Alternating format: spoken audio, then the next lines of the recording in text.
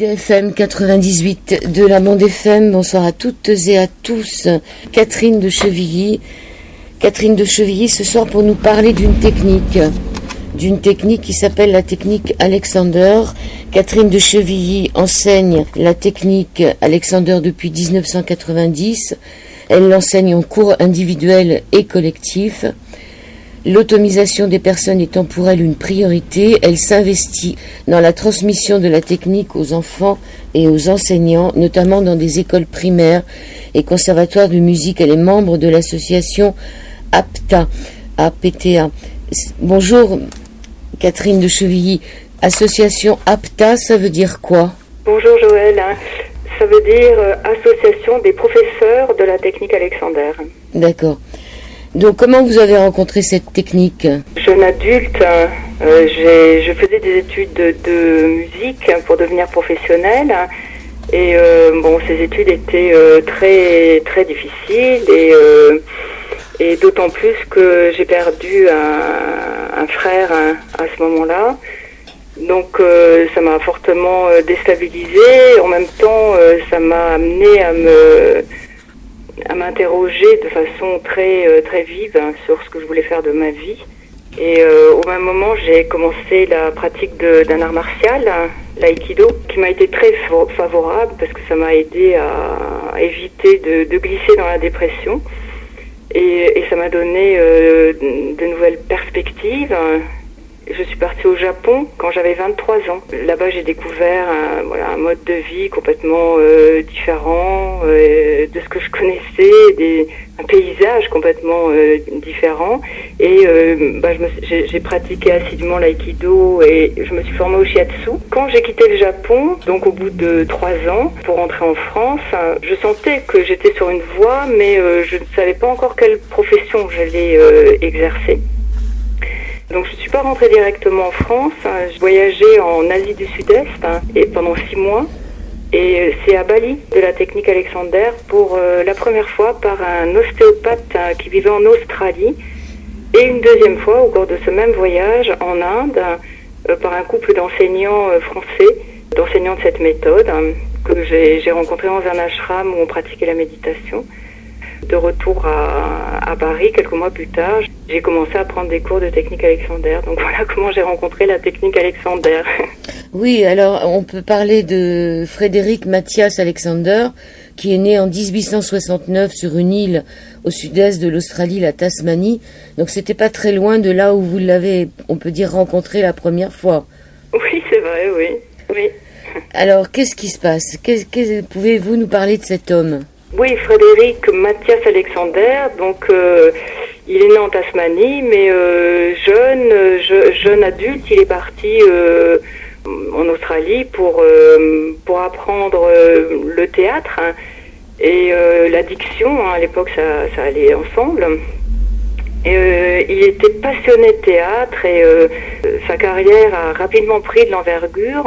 Mais à un moment donné, il a commencé à souffrir sévèrement de maux de gorge et d'aphonie. Donc il s'est tourné vers la médecine qui n'a pas pu l'aider ni pour trouver la cause, ni pour trouver un remède. Si bien que comme il voulait vraiment reprendre ce travail, cette discipline. Finalement, il y a une chose qui ressortait de ces visites médicales, c'est que quand il mettait sa voix au repos, sur le conseil du médecin, effectivement, sa voix était à nouveau normale. Mais dès qu'il remontait sur scène, à un moment donné, il était à nouveau aphone, il souffrait. Donc il s'est dit, si quand j'utilise ma voix, elle fonctionne mal, et quand je l'utilise pas, elle fonctionne bien, il doit y avoir quelque chose que je fais, qui est la cause de ce problème. Donc il a commencé à s'observer devant des miroirs. Il a fait ça pendant un certain temps, des années en fait, pour des miroirs donc de face et de côté, pour voir ce qui se passait, s'il pouvait voir quelque chose qui se faisait à lui-même au moment où il déclamait, au moment où il parlait. Et effectivement, il a vu que chaque fois qu'il s'apprêtait à l'époque on déclamait les monologues de Shakespeare, donc chaque fois qu'il s'apprêtait à déclamer et dans une moindre mesure à parler, il inspirait bruyamment parce qu'en fait il rejetait sa tête vers l'arrière, donc ce qui faisait qui rétrécissait sa colonne cervicale et qui rétrécissait aussi conduit, enfin le larynx. Donc l'inspiration était bruyante, les cordes vocales étaient irritées. Donc il a passé pas mal de temps en fait ensuite après avoir constaté cette habitude qui avait un impact évident sur le reste de sa colonne, créait un rétrécissement général. En plus il avait l'habitude d'accrocher le sol avec les pieds. Il s'est rendu compte que ça allait être difficile de changer ses habitudes, qu'il avait beau vouloir faire autrement, dès qu'il se remettait à déclamer, il refaisait la même chose avec les résultats toujours les mêmes, les problèmes de voix. Donc petit à petit, il a, en explorant, en tâtonnant, il a vu que il fallait en fait qu'il apprenne à se diriger lui-même avec son mental, avec sa pensée. Il a petit à petit réussi à ce que sa voix... Oui, petit à petit, il a réussi finalement à se guérir, à retrouver sa voix. Voilà, c'est ça, il a réussi à se guérir. Et à ce moment-là, il est remonté sur les planches dès qu'il a pu. Et il a eu beaucoup de succès. Et ses collègues particulièrement qu'il connaissait avant et qui ont vu le changement non seulement par rapport à la qualité de sa voix, de sa respiration, mais aussi toute la présence, sa façon d'être avait changé. Ils se sont dit waouh, ça doit être intéressant. Donc il a commencé à donner des conseils aux personnes qui le lui demandaient, mais il a vu qu'en fait les conseils ça suffisait pas, parce que les gens avaient beau entendre ce qu'il disait, ils n'arrivaient pas à changer quoi que ce soit dans leur comportement. Donc et c'est comme ça qu'il a commencé à utiliser ses mains, parce qu'il avait de bien meilleurs résultats en transmettant ces messages par les messages pour un nouvel usage de son corps par les mains. Petit à petit, il est devenu enseignant de sa méthode. Il a quitté l'Australie pour l'Angleterre, où il a fait une carrière de pédagogue jusque dans les années 50. Il va s'installer à Londres, il quitte Londres pendant les 2 guerres et il part aux États-Unis. Et après, il revient s'installer à Londres définitivement. En 1924, il crée une maison où il enseigne aussi les enseignements de Montessori. Oui, en fait, c'est pas tout à fait ça. C'est que il a créé une école où était enseignée parallèlement la méthode Montessori et la méthode Alexander. Donc il s'installe à Londres en 1924. Il écrit son premier livre. D'abord, il avait écrit son premier livre en 1910, qui sera suivi par 3 autres livres. Cette technique a plus de 100 ans. Oui. Lorsqu'il était encore en Australie, il disait que ses mains percevaient mieux les personnes qui se trouvaient là. On l'appelait le Breathing Man. Oui, l'homme qui respire, c'est-à-dire l'homme à consulter pour tous les problèmes de respiration. Alors, sa technique. D'abord, pourquoi utiliser cette technique ? Pourquoi utiliser cette technique ? Alors, le plus souvent, les personnes qui s'intéressent à cette technique, alors c'est pas mon cas, parce que pour moi, ça a été un enchaînement comme ça et un petit peu une coïncidence. C'était vraiment un cadeau pour moi de tomber, entre guillemets, sur cette technique. Mais pour la plupart des personnes, ce sont des personnes qui souffrent de maux de dos, par exemple, de tendinite à répétition, de problèmes souvent liés à du stress, des tensions musculaires, qui ont déjà essayé d'autres moyens d'y remédier. L'ostéopathie, peut-être la chimie pour commencer, l'ostéopathie, mais voilà, qui n'arrivent pas en fait à trouver une solution véritablement efficace. L'une des caractéristiques de cette discipline est qu'elle se pratique au sein de toutes nos activités et non de manière séparée, et qu'elle est pertinente en toute situation. Ça se pratique au fil de la journée, c'est-à-dire en même temps qu'on fait sa vaisselle ou n'importe quand. Voilà, c'est ça, ouais. Alors on prend des cours de technique Alexander pour commencer, parce que justement, typiquement, dès qu'on est actif, on est pris par ce qu'on fait et on perd beaucoup de réceptivité. On est plus réceptif à soi-même, on est plus réceptif à ce qui nous entoure, aux informations du présent. Et ce qui se passe, c'est que On serait 10 sans s'en rendre compte. On peut même se blesser en faisant ce qu'on est en train de faire.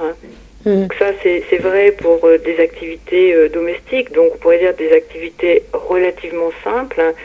Mais c'est vrai aussi pour des activités plus complexes, comme par exemple quand on est au travail, devant un ordinateur, on est extrêmement pris par ce qu'on fait et il n'y a plus du tout d'attention sur le corps. On ne se rend pas compte qu'on a les épaules crispées, qu'on respire mal. Il y a du tassement et on se lève et tout d'un coup on se rend compte qu'on a vraiment mal au dos. C'est vrai aussi pour des activités alors véritablement complexes comme le sport de haut niveau, la musique à un niveau professionnel ou la danse. La technique Alexander est très appréciée des artistes de scène depuis des décennies. Des acteurs très connus font de la technique Alexander, comme Paul Newman, Ben Kingsley, Judi Dench, enfin voilà, Juliette Binoche, enfin voilà, il y a beaucoup d'acteurs célèbres, ou des chanteurs, Sting, McCartney, Paul McCartney, etc. Des musiciens très célèbres comme Yehudi Menuhin, Sir Colin Davis, et des sportifs, des tennisman, mais bon, pour eux c'est un peu leur secret, donc ils divulguent pas. Ils ne disent pas forcément qu'ils font ça facilement. Une des premières clés de la technique, le mauvais usage de soi, c'est-à-dire ce que j'ai compris dans votre livre, c'est que on met en place des comportements physiques par rapport à des stress qu'on a eu étant enfant et on ne se rend pas compte, c'est complètement inconscient. Cette façon de remettre ça dans le corps fait que c'est un mauvais usage de soi et que le corps va prendre des positions inconsciemment qui sont néfastes. Comment se rendre compte du mauvais usage de soi ? Alors, justement, c'est ça qui est compliqué, c'est que en fait, on ne se rend pas compte souvent, le plus souvent, on ne se rend pas compte de l'usage de soi avant d'avoir mal, avant de commencer à souffrir d'une épaule, du dos, de maux de tête, de problèmes dans les articulations. C'est quand le fonctionnement commence à être atteint, notre fonctionnement corporel commence à être atteint, psychocorporel plus exactement, peut-être qu'on va essayer de trouver le médicament idéal ou la thérapie idéale, et puis quand on voit que malgré tout les problèmes persistent, alors là on va commencer à se dire alors peut-être que c'est quelque chose que je fais et que je pourrais arrêter de faire.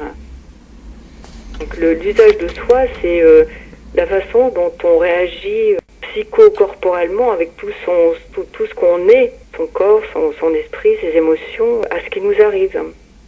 Donc on répète que l'être humain au cours de sa vie subit des événements qui sont traumatisants, que ce soit des deuils, des changements brutaux de mode de vie, des violences, des déceptions, etc. Ces traumatismes suscitent des réactions émotionnelles qui, bien qu'universelles, ne sont pas toujours accueillis comme tels. On résiste sans s'en rendre compte à ces événements quand ils reviennent ou quand ils reviennent pas de manière ponctuelle. Oui. Et tout ça s'imprime dans le corps. Oui, voilà, c'est ça. C'est-à-dire qu'on s'utilise comme si le réel pouvait être autrement que ce qu'il est.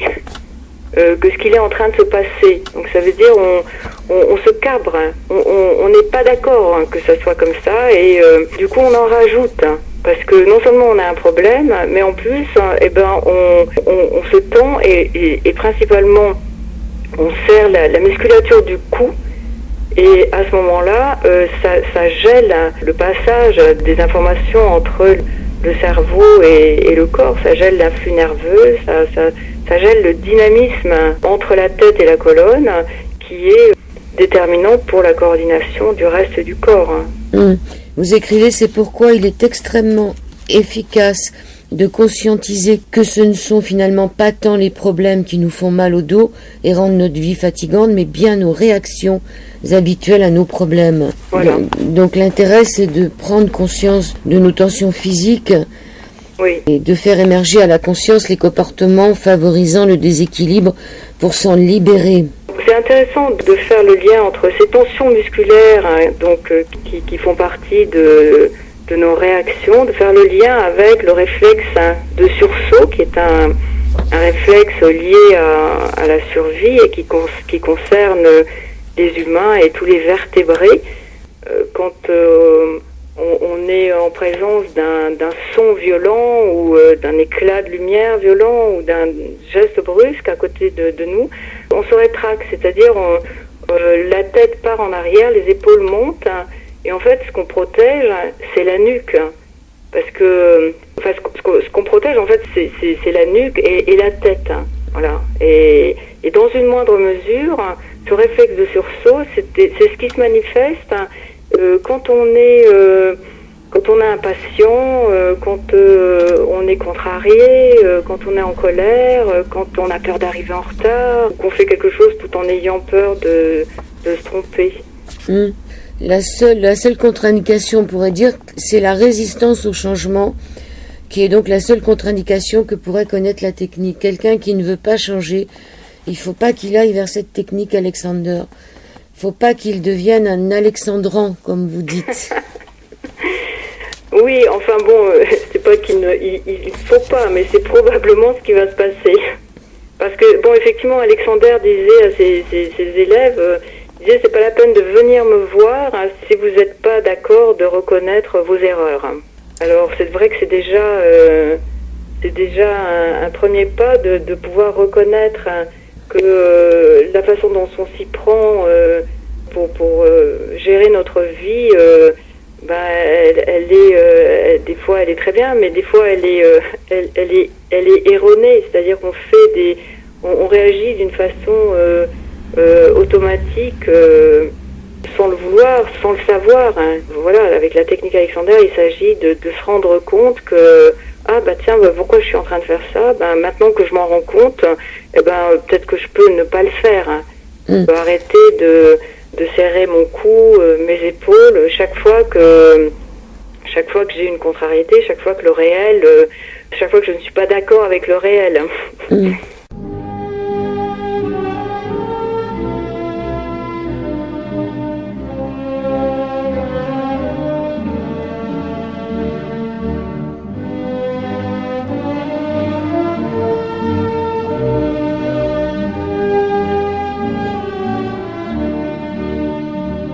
Deuxième partie de cette émission sur l'antenne d'IDFM, sur le 98 de la bande FM, dans cette Au-delà du miroir, avec Catherine de Chevilly, qui est praticienne de la technique Alexander. Alors, il y a d'abord un contrôle primaire qui se fait devant le miroir pour voir l'influence de l'orientation de la tête dans l'espace sur l'extension et la souplesse de la colonne vertébrale. Je pense que le miroir a une grande importance dans la façon de travailler. Oui, le miroir est très important en fait justement pour se rendre compte de visu qu'il y a une grande différence entre ce qu'on croit faire et ce qu'on fait. C'est-à-dire que, par exemple, moi je vais placer un élève de profil par rapport au miroir, donc voilà, il regarde pas, il regarde devant lui, et puis je vais le faire s'asseoir sur un tabouret, et puis ensuite il a le dos incliné au moment où il s'assoit, et puis ensuite il ramène le dos à la verticale. Donc je vais lui dire, là vous sentez votre dos comment ? Il va me dire, en général normal, parce que on s'est pas vraiment posé ce genre de questions avant. Puis je vais lui dire de regarder dans le miroir, et là il va se rendre compte que par exemple il est très cambré, son bassin est effondré, voilà, qu'il est cambré, qu'il est en train de se tenir. Il va le voir dans le miroir. Et puis ensuite, on va recommencer l'opération. Et cette fois-ci, je vais le diriger avec mes mains de façon à ce qu'il y ait un alignement entre le bassin, la cage thoracique, la tête.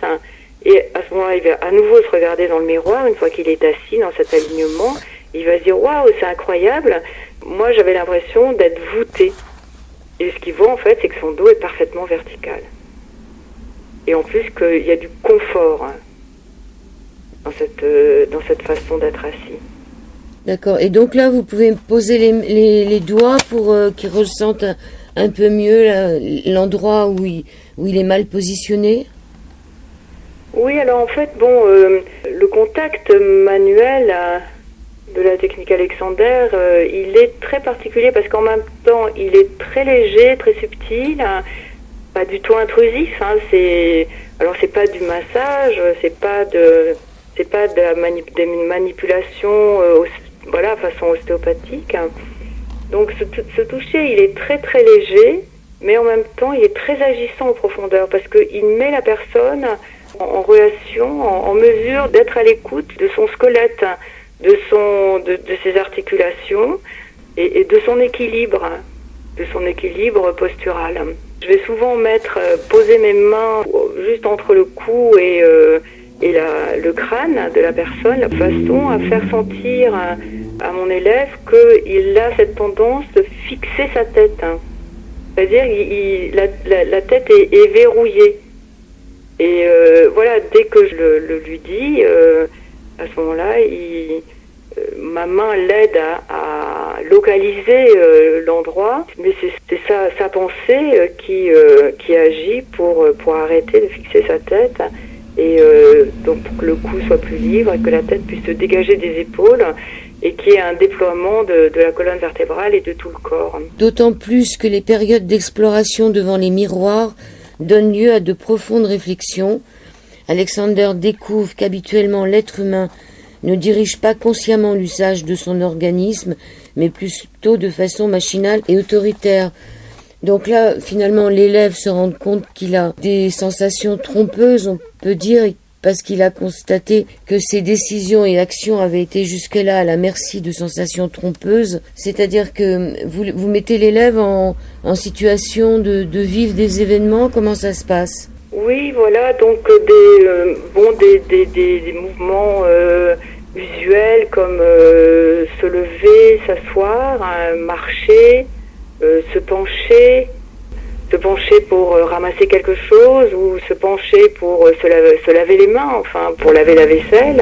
Mais pour revenir sur ce que vous mentionnez tout à l'heure, au début de votre question, effectivement, alors j'ai cité Nietzsche dans mon livre. Bon, je connais pas particulièrement Nietzsche, mais j'ai trouvé que cette citation était très très intéressante. Il dit il est beaucoup plus facile d'obéir à quelqu'un de se gouverner soi-même. Et en fait, effectivement, se gouverner soi-même, donc obéir à quelqu'un, ce serait, par exemple, moi c'est comme ça que je comprends que j'interprète la citation de Nietzsche. Ce serait obéir, par exemple, aux instructions d'un médecin qui vous dit, vous prenez 2 pilules le matin, 2 pilules le soir, ou un professeur de gymnastique qui dit, vous faites tel mouvement, de rééducation, de kiné, qui dirait, vous allez faire tel mouvement, etc. Voilà.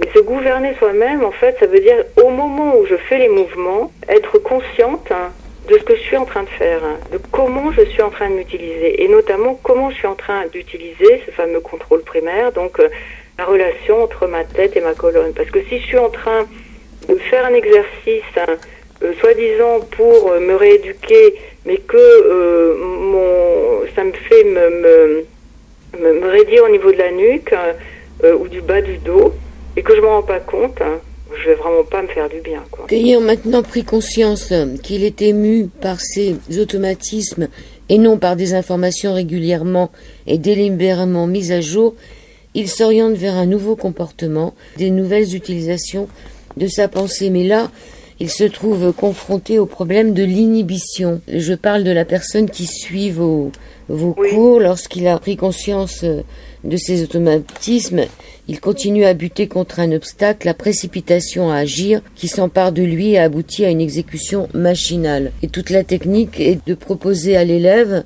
un choix voilà, dans son action. Voilà. Et donc, alors le terme inhibition dans la technique Alexander est utilisé très différemment, évidemment, du sens que donne Freud, qui a vécu à peu près à la même époque, un peu après Alexander. Dans la technique Alexander, l'inhibition, c'est une compétence très utile. C'est très positif, en fait, d'inhiber. Alors, qu'est-ce que ça veut dire inhiber en technique Alexander ? Ça veut dire s'empêcher de faire l'action qu'on a prévue tout de suite, de façon à empêcher les réactions associées à au geste qu'on va faire, des réactions habituelles. Par exemple, lever un bras sans monter les épaules, ou lever les bras sans se cambrer, sans laisser les épaules partir en arrière. Vous voyez, ce sont des automatismes dont on ne se rend pas compte et qui en fait nous limitent. Donc l'inhibition, en fait, ça consiste à créer un espace en fait entre l'intention d'agir et la décision d'agir. Et cet espace, on va c'est pas un espace pour réfléchir, mais c'est un espace pour revenir à soi, c'est-à-dire revenir, être conscient de soi et de son environnement présent, et être conscient de la relation de la tête avec la colonne, parce que ça c'est un outil formidable de pouvoir revenir à cette observation de comment est cette relation maintenant. Est-ce que je suis en train de serrer mon cou? Est-ce que c'est libre? Voilà, donc un espace entre l'intention d'agir et la décision d'agir, de façon à ne pas refaire inlassablement les choses de la même façon qui n'apporte pas de bons résultats. L'habitude de faire les choses d'une certaine façon, elle est extrêmement puissante. C'est-à-dire, en gros, on a une façon de faire les choses, la sienne, et sans se rendre compte qu'il y a beaucoup d'autres façons de faire les choses. Oui, mais ça peut aussi s'appliquer, Catherine de Chevilly, peut-être à des décisions qu'on pourrait prendre dans le quotidien autrement que sur la posture, puisque on a le choix.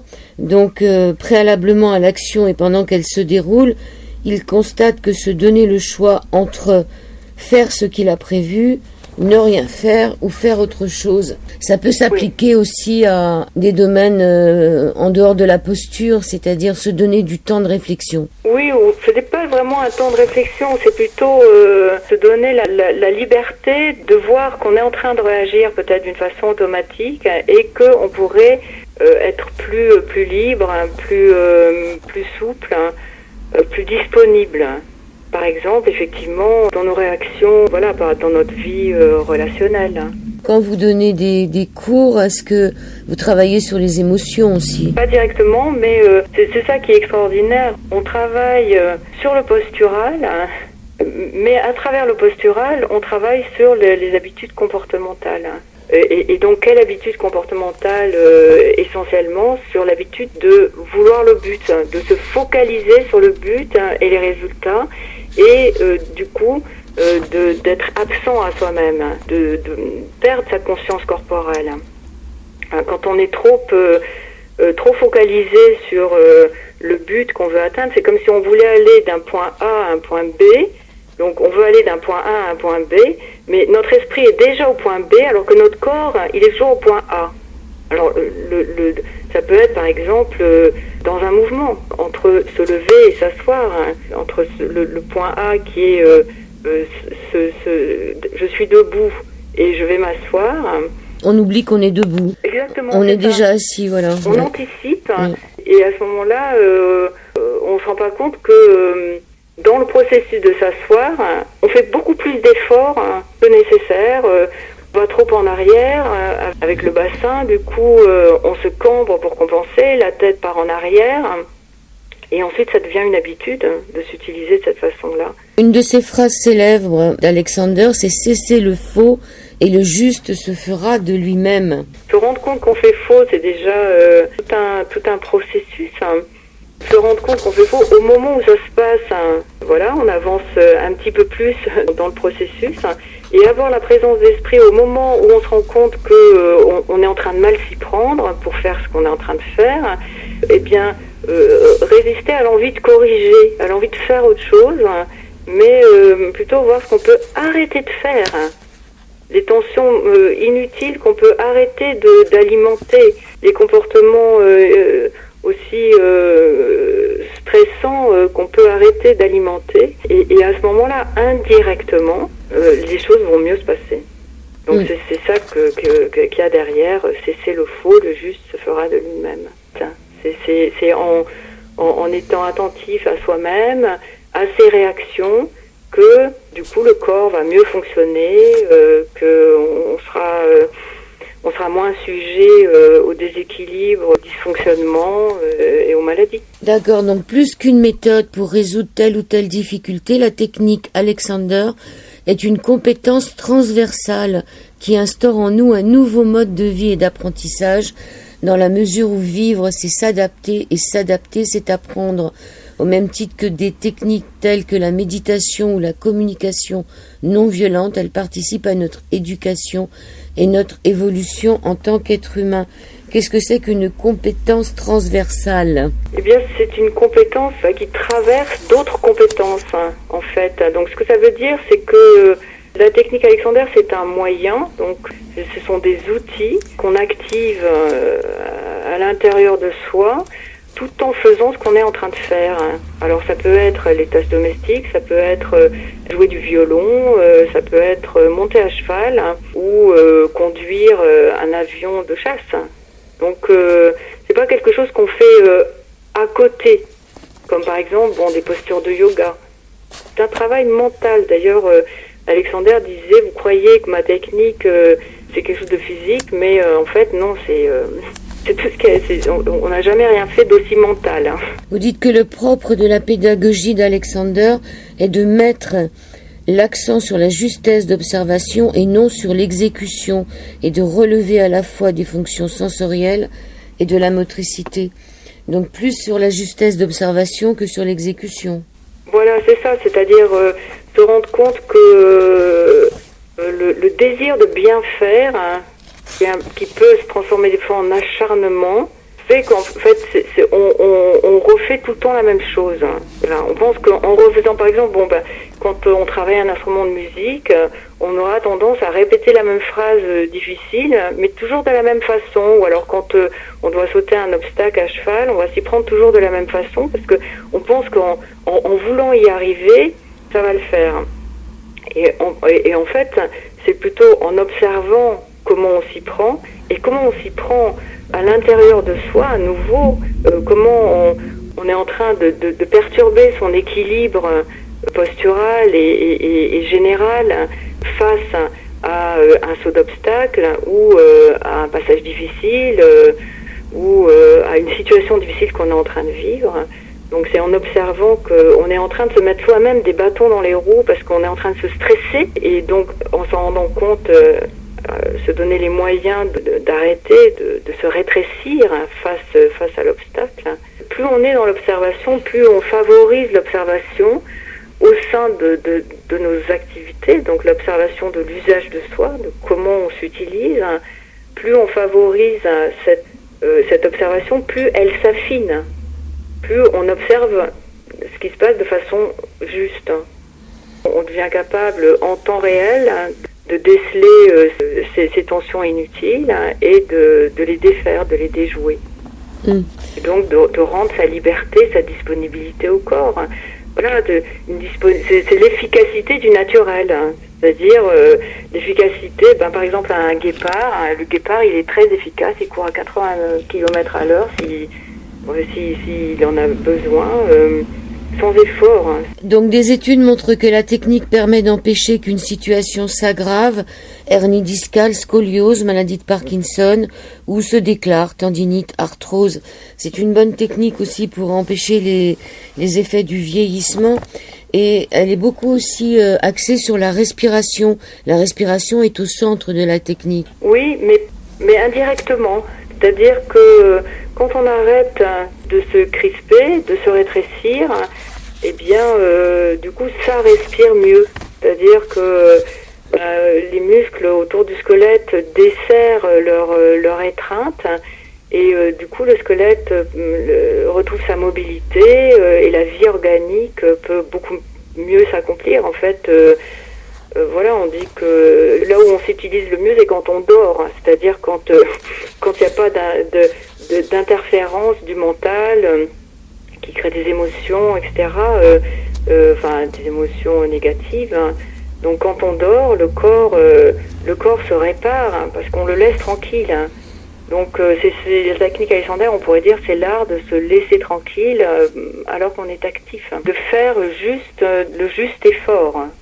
C'est l'art peut-être de retrouver un peu le corps d'enfant qu'on avait lorsqu'on marchait sans problème, on voit les enfants qui savent s'asseoir, se relever, qui n'ont pas de problème ni de genoux, ni de hanches, ni quoi que ce soit, parce que les enfants sont encore complètement, en général, quand ils apprennent à marcher et tout, on voit vraiment, ils ont un corps droit, ils ont une tête droite, ils n'ont pas de problème de corps. Oui, il y a une grâce naturelle, parce qu'en fait, ils sont dans un apprentissage qui est inné. Ils sont pas en train de se dire oh, j'arrive pas à marcher, c'est embêtant, c'est décourageant, ou il faut absolument que j'y arrive. Non, c'est inné, ça se fait à son rythme. Certains enfants apprennent plus vite que d'autres, mais ça se fait, à moins qu'il y ait des dysfonctionnements particuliers. Alors que l'adulte, il est très très impatient, très voilà, tout le désir d'arriver à faire quelque chose éveille et aiguise la peur de ne pas y arriver et toutes les tensions qui justement nous freinent, nous auto-limitent.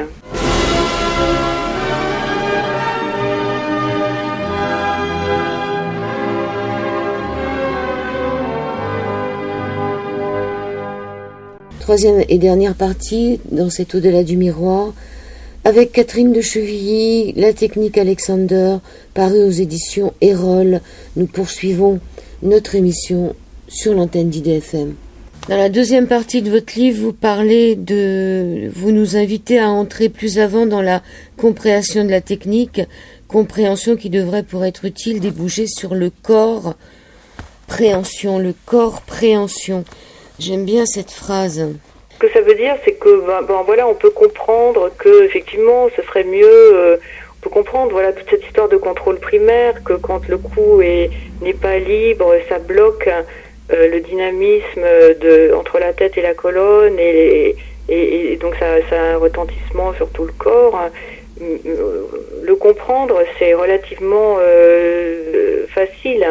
Le corps prendre, c'est-à-dire le réaliser au moment où ça se passe, qu'on est en train de se rétracter avec les conséquences que ça a, et le corps prendre et trouver le chemin à l'intérieur de soi pour arrêter de se rétracter et laisser la disponibilité revenir, la connexion entre les différentes parties du corps, la connexion avec l'environnement présent.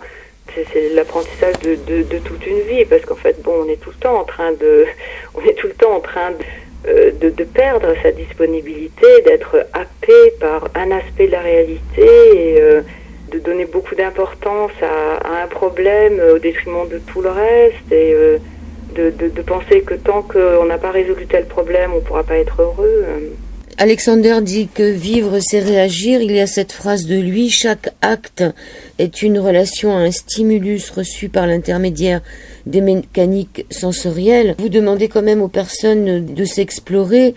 Suis-je capable de faire clairement la part des choses entre stimulus et réaction? Comment suis-je en train de réagir selon ce qui m'arrive à une situation, à des paroles?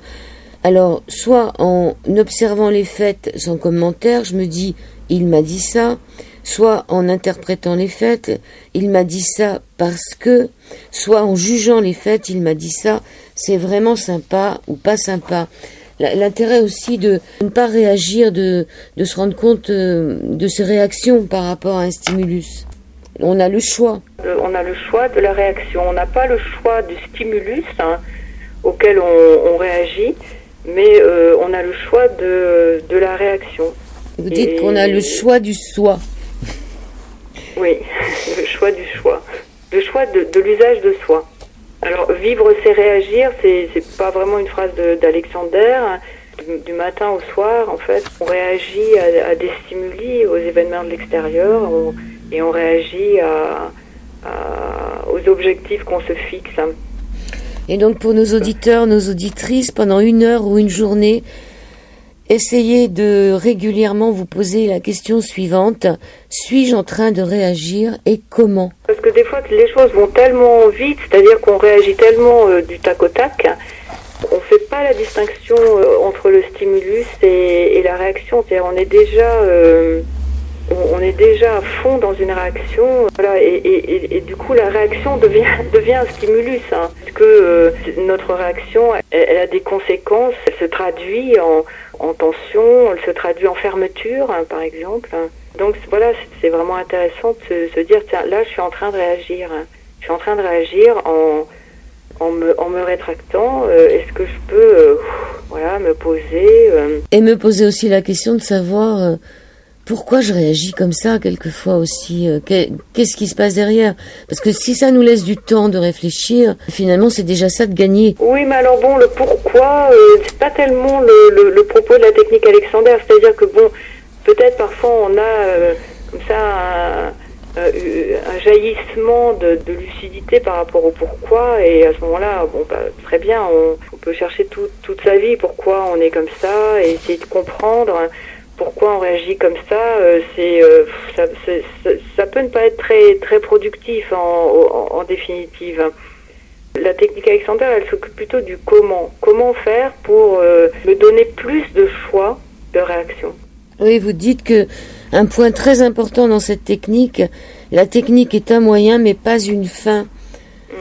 La pression sur soi ou l'autocritique qui pourrait résulter de cette démarche rééducative ferait donc partie des symptômes à observer, mais le but c'est pas de faire un travail psychiatrique sur soi-même, mais plus de, comme vous dites, de pouvoir améliorer son confort. Voilà, c'est un outil qu'on rend accessible avec ça demande un entraînement de façon à ce que ces outils soient accessibles dans des situations, y compris dans des situations exigeantes. Disons, on vise pas une perfection, on vise pas la perfection de soi-même, la perfection de son comportement. En même temps, on est comme on est, on a une histoire, on a un vécu. Essayer de se changer directement, justement, ça peut être très très épuisant et décourageant. Alors que se rendre compte que au moment où on n'aime pas ce qui se passe, on n'aime pas ce qu'on fait, on n'aime pas ce qu'on est, mais on a un outil pour se libérer un petit sur le moment. C'est apaisant, ça permet de reprendre une nouvelle direction très rapidement. Voilà, c'est-à-dire que l'équilibre, on va pas pouvoir le maintenir. L'équilibre, ça s'entretient, mais ça se garde pas. C'est normal que il y ait des événements dans une journée, dans une vie qui nous déstabilisent, hein, mais on a cet outil de technique Alexander pour retrouver un équilibre plus rapidement. Alors, comment vous vous rendez compte, Catherine de Chevilly, depuis des années que vous pratiquez cette technique, que vous êtes en déséquilibre? Je me rends compte que je suis en train de forcer quelque chose.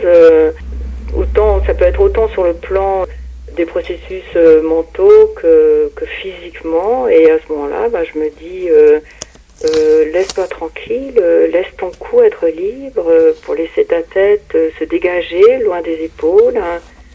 Alors déjà, vraiment tout de suite dans un autre paradigme, c'est-à-dire qu'au lieu d'être en train de vouloir être mieux ou de vouloir faire mieux, ça me ramène à l'intérieur de moi.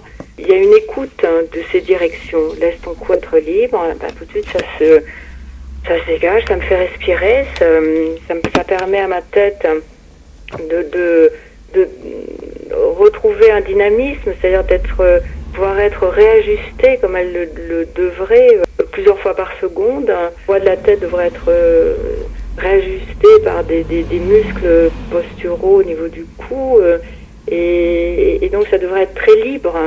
Donc quand c'est plus libre, cette relation, il y a une dérétractation de la musculature du dos qui s'ensuit et une dérétractation des bras, parce que tout est lié.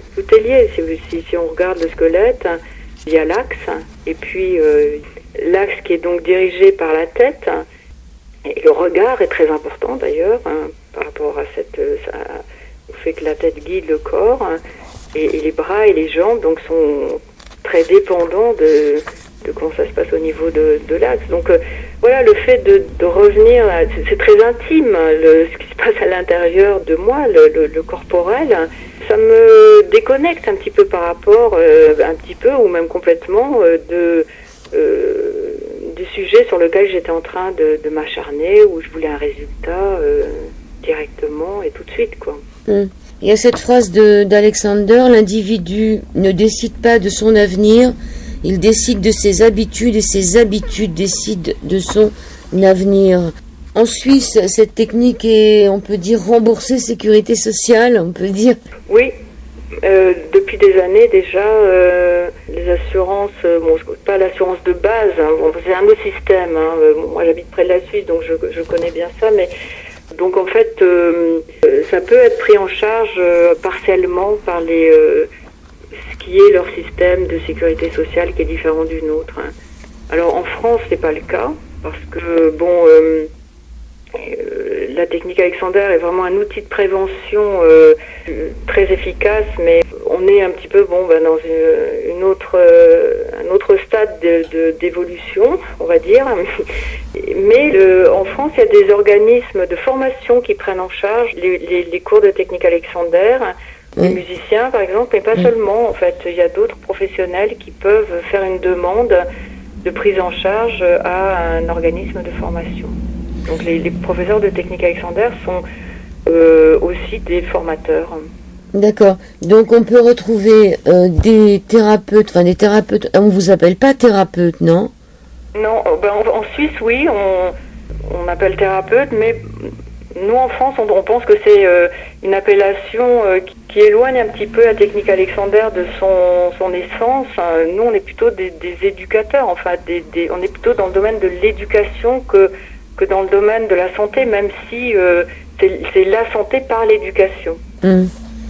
Apprendre à prendre soin de soi. Donc si on cherche des praticiens, on peut dire, comment on fait? Vous pouvez passer par l'association professionnelle, donc l'APTA, il y a un site. Hein, tous les enseignants membres de cette association donc sont répertoriés avec leur numéro de téléphone, leur adresse dans les différentes régions en France. Hein. Et puis donc l'APTA est en réseau avec toutes les autres associations professionnelles dans les autres pays dans le monde entier.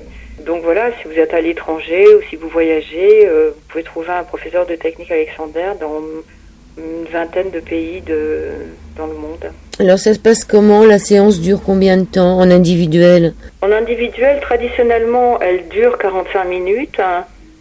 Parce que bon, c'est le temps de concentration. Après, on peut commencer à se raidir pour arriver à se concentrer. Mais en fait, ça peut être plus court. Hein. Ça peut être plus court. Hein. Ce qui est important, c'est que ce soit régulier au début et rapproché, que les séances soient rapprochées, puisqu'on travaille sur des habitudes. Sinon, si on fait une séance tous les 15 jours ou une séance de temps en temps, on va tout le temps repartir de zéro. Alors que si les séances sont rapprochées, non seulement le travail est plus efficace au moment de la séance, mais aussi entre les séances. Hein. L'élève donc reste plus en contact avec ces modes qui sont ces modes d'être hein, qui sont très différents des modes habituels. Une personne qui vient par exemple prendre un cours 2 fois par semaine pour apprendre un cours de 30 minutes. Une personne qui vient de loin, 1 fois par semaine, peut prendre un cours d'1 heure ou même 1 heure et demie, avec une pause. Donc c'est variable en fait. D'accord. Et pour ceux qui veulent étudier cette technique, je crois qu'il y a beaucoup de... C'est assez long, hein, c'est sur plusieurs années. La formation pour devenir professeur, elle se fait sur 3 ans, donc 1600 heures en tout, avec ensuite de la formation continue chaque année. Votre livre s'appelle La technique Alexander, sous-titré Histoire, outils et applications pour plus de confort au quotidien. Vous vous appelez Catherine de Chevilly. Ce qui est intéressant dans votre livre aussi, c'est qu'il y a énormément de témoignages de personnes qui ont pratiqué cette technique. Qu'est-ce que vous pourriez dire pour terminer cette émission, Catherine de Chevilly? Eh bien, je veux dire que Je suis très contente d'avoir pu, que les éditions Erol nous aient sollicité, donc au niveau de l'association, et puis c'est moi qui ai eu la chance d'écrire cet ouvrage. Mon parution suscite un intérêt, donc je suis ravie de pouvoir parler de la technique Alexander sur votre antenne. Demain, je fais une conférence à Besançon, il y en aura d'autres, dans un salon bio, il y en aura d'autres à Strasbourg. Donc, pour moi, c'est une passion, la technique Alexander. Ça a traversé toute ma vie, parce que ça fait 30 ans que j'enseigne. Ça m'a aidé dans toutes les étapes de ma vie, la naissance de mes enfants, leur éducation, les contraintes de la vie familiale aussi, professionnelle, les deuils, les déménagements, tous les apprentissages de la vie. Et je pense que cette méthode est formidable et que j'espère vraiment donner que mon livre et puis ces moments de partage avec le public donneront envie à ceux qui le lisent ou qui l'entendent de commencer, parce que ça rend la vie vraiment beaucoup plus légère et passionnante. Alors vous dites qu'elle peut nous aider dans les cas des deuils. De quelle manière? Peut-être dans un premier temps à accueillir la réalité et la douleur qui va avec le réel parfois, et de laisser faire le processus de deuil, et voilà, de pas perdre son énergie en résistant à ce que les choses comme elles sont en train de se passer, et puis à rester en contact avec le monde extérieur, ne pas être focalisé sur un aspect de la réalité, de telle sorte qu'on perd le fil avec toutes les choses qui se passent bien. Et par exemple, voilà, moi c'est ce que je dirais par rapport au deuil, et de revenir dans le corps, justement dans le vivant du corps, la sensation du vivant. Je pense que ça redonne confiance, ça donne envie d'être là. Merci beaucoup Catherine de Chevilly. La technique Alexander est publiée aux éditions Erol. Il y a cette belle phrase dans votre livre qui me semble être une bonne citation pour terminer l'émission. Elle est de Léon Tolstoï. Chacun rêve de changer l'humanité, mais personne ne pense à se changer lui-même. Cette technique, elle fait qu'on se change nous-mêmes. Oui, voilà, on change on change ses comportements par rapport, par exemple, à moins polluer. Bon, c'est sûr que les industries sont très fautives, mais nos comportements aussi. Et c'est pas facile de changer nos habitudes. C'est un entraînement, mais ça vaut le coup. Je vous remercie Catherine de Chevilly. Merci à vous, Joël. Beaucoup. Merci.